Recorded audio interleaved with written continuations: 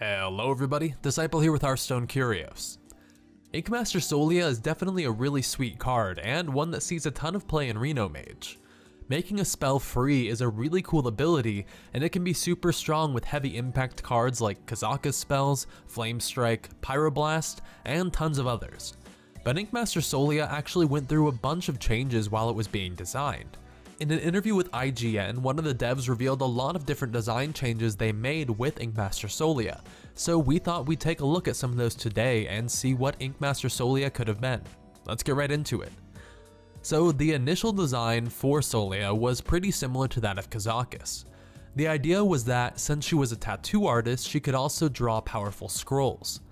The devs decided that the scrolls would let you build your own spells, with Solia drawing the type of scroll you needed based on your situation, which is essentially what Kazakus does but with potions. Blizzard loved that design so much that they decided to give it to Kazakus, the leader of the Cabal, and think of something different to give to Solia since she was now left without an ability, and they wanted to give all three classes of the Cabal the chance to build their own spell. Now, once the devs knew that they needed a new effect for Solia, it didn't take them super long to find one. Mage has always been one of those classes with the most spell synergies, and so the devs decided they wanted Solia to still have something to do with spells and potentially synergize with Kazakus. After that, the idea of making a spell cost 0 came up pretty naturally, and the basis of Solia's effect was decided. Still though, that doesn't mean Solia was a finished card. According to the devs, Inkmaster Solia initially started out as a 5-mana 5/5 with the same battlecry that it has now. Now obviously that's a pretty huge upgrade over the current Solia, but how much more broken would it have been?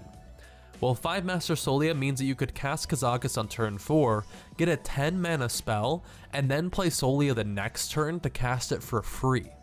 Now, some Kazakus effects are only good in the late game, like sheeping all minions or resurrecting your dead ones, but it's pretty easy to see how summoning an 8/8 demon and giving your minions plus 6 health for free on turn 5 would make for some pretty unfair games, especially since Solia would have been a 5/11 at that point just by herself. Even things like Fireland's Portal were way too good with 5-mana Solia, so Blizzard decided they had to scale her down a little bit. Now, the way devs ended up deciding Solia's stats and how she was balanced was actually pretty interesting. Since each class in the Cabal got a Reno type card in Main Streets of Gadgetzan, the developers sort of used them to try and balance the Reno classes out. Since Reno Priest was definitely the weakest, Raza got the best stat distribution from the devs. Since Reno Lock already had been strong for a long time, it got what the devs considered to be the worst of the 3 cards in Cruel the Unshackled, which according to the devs was too situational and therefore weaker than the other Highlander effects. Since Reno Mage was in the middle of the pack and had been played a little bit before the expansion, the devs aimed for Solia to be a sometimes card, or in other words, one that occasionally saw play but wasn't too broken. It's also worth noting that because all 3 of the Reno classes had access to the powerful legendaries of Reno Jackson and Kazakus, Blizzard didn't want to make any of the Highlander class legendaries too strong by themselves, and that definitely had an effect on their development as well. So Blizzard ended up getting what they wanted out of Inkmaster Solia. It's a solid class card with a unique effect that does see some play right now, but not in every single one of the Reno decks. Now, it's kind of a shame that Solia's time in the meta will be short-lived since Reno's rotating out and Solia probably won't see a ton of play after that, since the basis of Reno Mage is to get down to 1 HP with your Ice Block and then heal yourself up for 29 with Reno.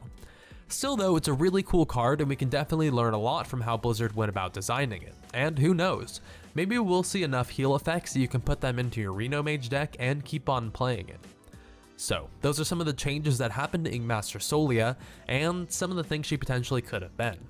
I'm curious what you guys would have liked to see from Inkmaster Solia. I always like to hear from you guys in the comments, and I'd love it if you guys could like the video and subscribe for more Hearthstone content in the future. Anyway, I've been Disciple, I'll see you guys next time. Peace.